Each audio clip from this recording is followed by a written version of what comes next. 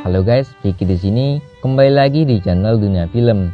Di video kali ini kita akan membahas film bergenre militer Indonesia berjudul Dua Tanda Cinta. Di dalam film ini kita akan sedikit mendapatkan gambaran ketatnya pelatihan di Taruna Akademi Militer.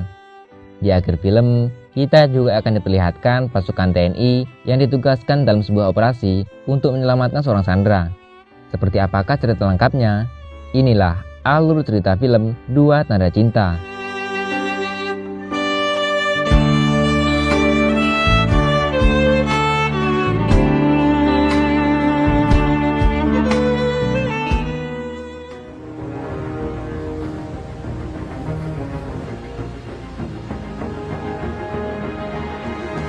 Film diawali dengan seorang perwira bernama Bagus yang tengah terluka parah dan sedang mencari jalan keluar. Di saat yang sama, pasukan TNI yang sedang berpatroli melintas dan menemukan Bagus dalam kondisi tak sadarkan diri.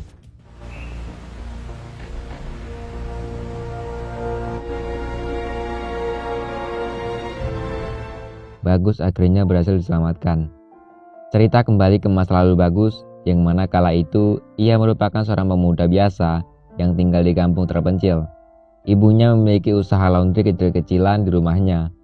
Bagus adalah sosok pemuda yang pemberani dan kuat.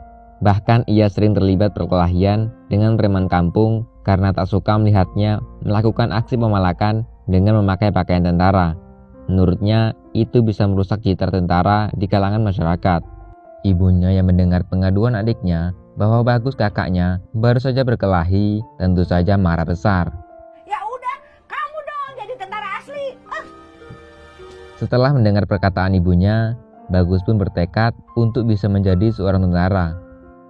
Scene berpindah kepada Mahesa, seorang putra perwira tinggi TNI yang kerjaannya hanya hura-hura dan bermalas-malasan. Sifat Mahesa yang kerap kali arogan membuatnya kerap kali mendapatkan teguran dari sang ayah.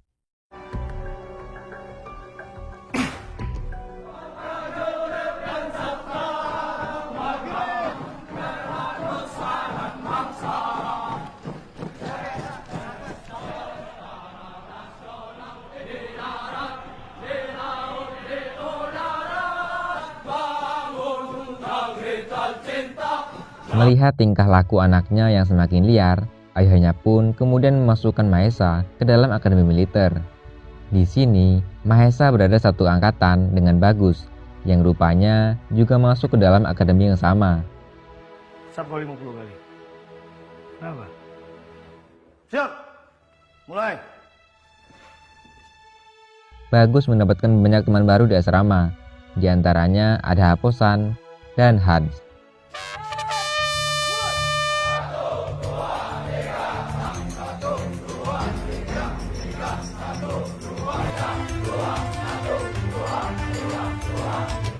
Allahu Akbar.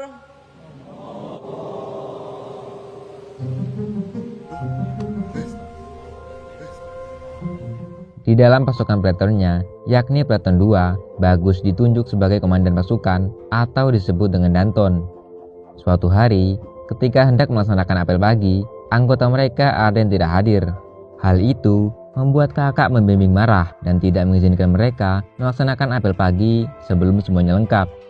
Mereka pun bergerak ke dalam asrama dan menemukan Mahesa sedang tertidur.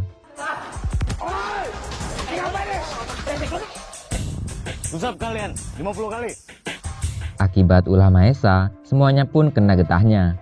Pada akhir pekan, para taruna ini diizinkan untuk melakukan pesiar. Lebih jelasnya, pesiar adalah kesempatan para taruna keluar dari lingkungan ksatria untuk menikmati liburan akhir pekan. Semuanya pun bersiap-siap untuk melaksanakan pesiar. Namun, setelah semuanya telah siap, Mahesa lagi-lagi berulah. Kali ini ia lupa memakai buku saku di kantongnya, sehingga membuat pesiar Platon 2 pun dibatalkan. Tentu saja, ini membuat taruna lain sangat kesal pada Mahesa. Ketika Mahesa sedang tertidur, mereka pun mengerjai Mahesa dengan mengolesi mukanya dengan odol.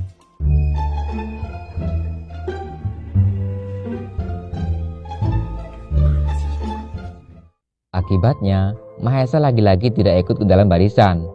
Bahkan malam itu, ia berniat untuk kabur. Meskipun pada akhirnya ia terciduk juga. Lalu kenapa kau manjat-manjat tembok? Siap, saya panik.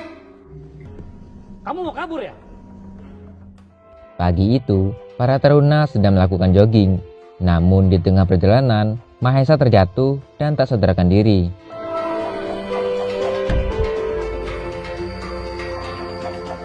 Setelah pulih, Mahesa pun mengucapkan terima kasih kepada Haposan karena telah menolongnya. Setelah menyelesaikan pendidikan di Akmil atau Akademi Militer, beberapa dari mereka dipindahkan ke Angkatan Laut dan Udara. Sementara Bagus dan Mahesa tetap berada di Angkatan Darat. Dari sinilah terjalin persahabatan yang solid antara Mahesa dan Bagus. Hari itu semua taruna berbaris untuk mendapatkan calon kakak asuh mereka yang baru. Bagus kala itu direkrut oleh Sersan Bram. Suatu hari, Bagus dan Mahesa meminta izin untuk ikut bersiar bersama Sersan Bram. Mereka berdua pun lalu diajak makan oleh sang sersan.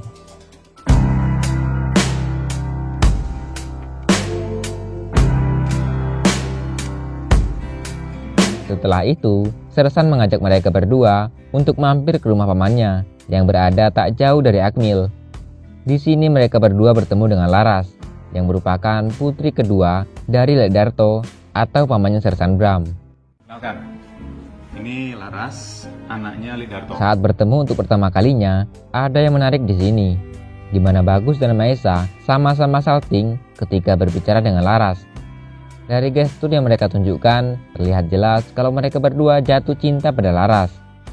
Ketika di asrama, Mahesa bercerita kepada Bagus bahwa ia sangat terkesima dengan Laras. Menanggapi cerita itu, Bagus justru menyuruh Mahesa untuk segera menembaknya, meskipun Bagus kala itu juga suka dengan Laras. Sejak pertemuannya dengan Laras, Mahesa menjadi tidak fokus dalam pendidikannya, sehingga tak jarang ia mendapatkan hukuman.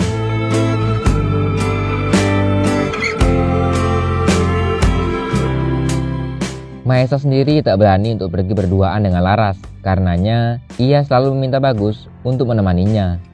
Malam itu, mereka bertiga pergi ke sebuah restoran. Di tempat ini, Mahesa berencana menembak Laras. Terkesan terburu-buru, namun itulah Mahesa. Ia tak tahan lagi memendam perasaannya pada Laras. Di depan sahabatnya itu, Mahesa memberikan cincin kepada Laras sebagai bukti bahwa ia mencintainya. Ya ampun. Lu sebagai saksi cukup sekian ya? Bagus pun pergi dari tempat itu dengan alasan dirinya tak ingin mengganggu. Meskipun dalam hati Bagus kala itu berteriak kepada semesta bahwa ia sebenarnya juga mencintai Laras. Kembali ke Laras, terlihat bahwa ia sangat shock mendapatkan kejutan dari Mahesa. Laras sepertinya belum mencintai Mahesa atau bahkan tidak sama sekali. Ia berusaha mencari jawaban untuk Mahesa tanpa harus menyakiti hatinya. Laras pun mengatakan kalau ia belum bisa menjawabnya sekarang dan menyuruh Mahesa untuk fokus saja ke pendidikannya agar bisa menjadi lulusan terbaik. Mahesa menerima saran tersebut dengan perasaan penuh harap, berharap suatu saat ia bisa membuktikan kepada Laras bahwa ia bisa menjadi lulusan terbaik. Rajin banget. Iya, tugasku lagi banyak.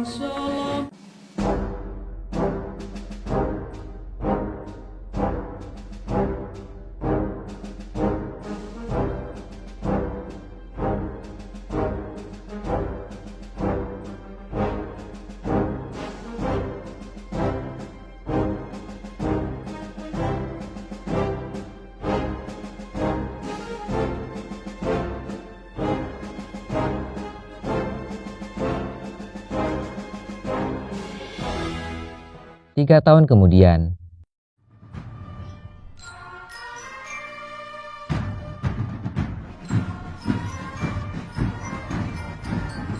kerja keras Mahesa membuahkan hasil.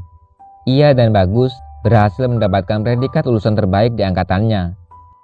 Mahesa kemudian pergi ke rumah Laras untuk menagih janji.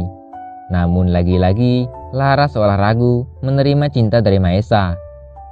Karena ia berdalih tidak pernah meminta Mahesa untuk menjadi lulusan terbaik agar bisa mendapatkan hati Laras. Mahesa mengatakan kalau ia akan kembali melanjutkan pendidikannya, sehingga kali ini ia meminta Laras untuk memberikan kepastian status hubungan mereka.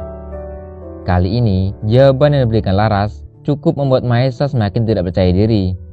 Laras mengatakan kalau ia ingin menyelesaikan kuliahnya terlebih dahulu selama 3 tahun lagi. Mahesa pun menegaskan bahwa saat itu ia hanya butuh satu jawaban dari Laras, ya atau tidak. Namun lagi-lagi Laras berdalih dan meminta waktu 1 hari lagi untuk berpikir.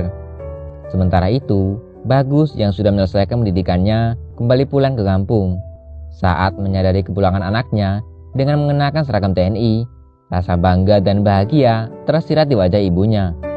Ibunya tak menyangka Bagus bisa menjadi seorang perwira TNI. Malam itu, Laras dilanda kegalauan yang amat tinggi, di mana ia harus mempersiapkan jawaban untuk Mahesa besok.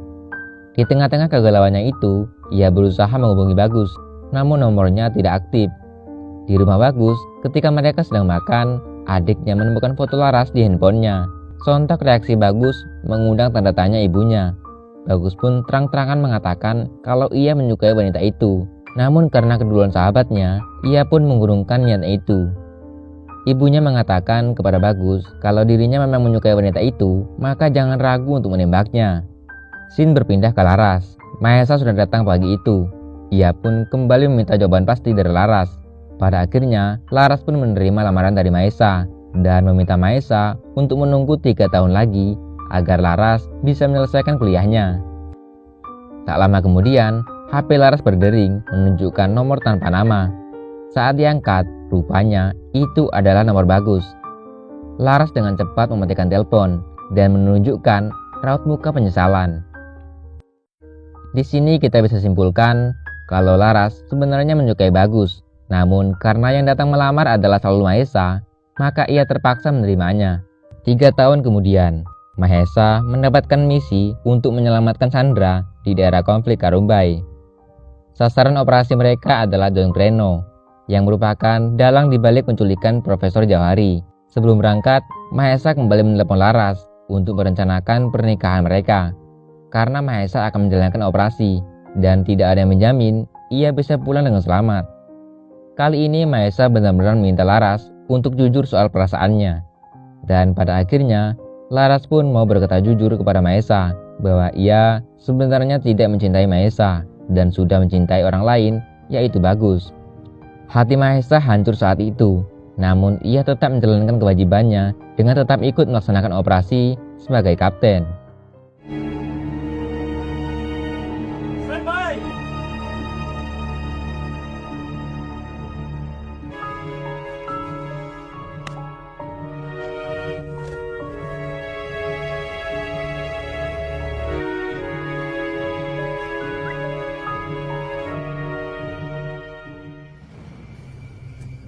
Jangan bergerak! Angkat tangan! Sesampainya mereka di area konflik, rupanya sudah ada Bagus di sana yang sedang melakukan penyamaran. Mereka pun berkumpul dan menyusun rencana.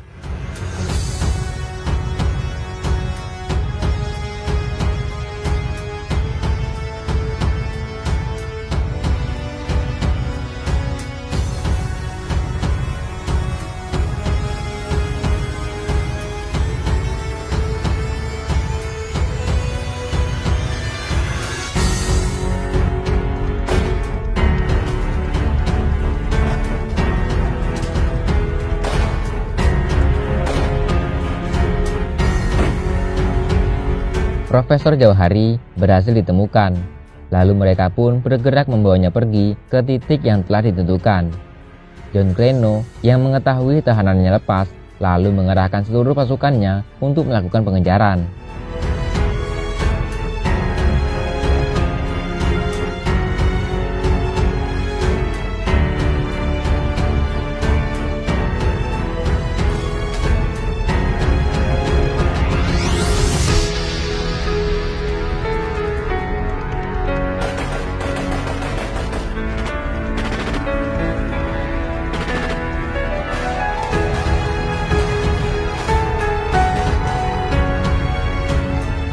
Helikopter diterbangkan menuju ke area titik berkumpul.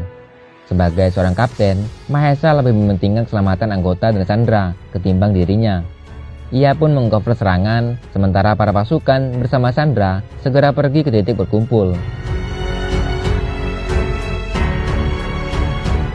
Di tengah perjalanan, Bagus yang merasa cemas akan keselamatan Mahesa lalu bergerak menyusul dengan salah satu pasukan.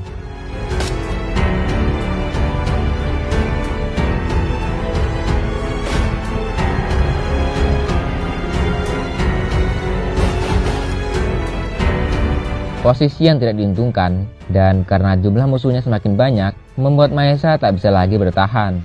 Ketika Bagus dan temannya datang, Mahesa sudah tak berdaya lagi. Sebelum menghembuskan nafas terakhirnya, Mahesa sempat mengatakan lebih baik pulang tanpa nama daripada gagal di medan tugas.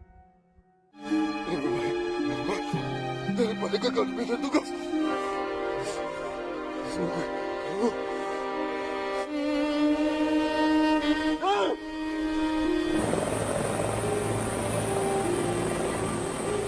Bagus teringat kenangannya bersama Mahesa. Ketika helikopter lepas landas, Bagus justru turun dan berlari untuk membalaskan kematian sahabatnya itu.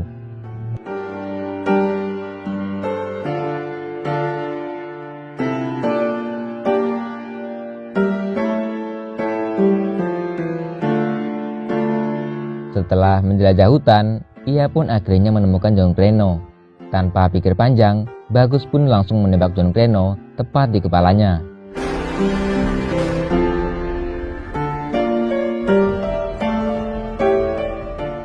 Di sini saya pikir Bagus tidak berhasil selamat, namun ternyata Bagus berhasil menembak orang tersebut dengan pistolnya. Ketika terbangun, cuaca sedang hujan lebat. Bagus berjalan mencari jalan keluar, dan akhirnya ia pun berhasil ditemukan oleh tim patroli. Scene berganti kepada Bagus yang sedang berada di depan makam Mahesa.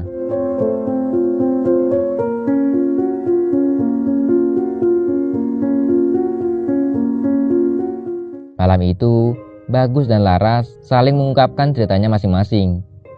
Di mana Laras bertanya kenapa Agus tak pernah memberi kabar. Bagus mengatakan kalau ia tak ingin mengganggu hubungan antara Laras dengan Mahesa. Laras mencoba meluruskan fakta kalau ia sebenarnya tidak mencintai Mahesa. Mendengar itu, Bagus pun memberanikan diri untuk menembak Laras malam itu juga. Singkat cerita, mereka pun akhirnya menikah dan hidup bahagia.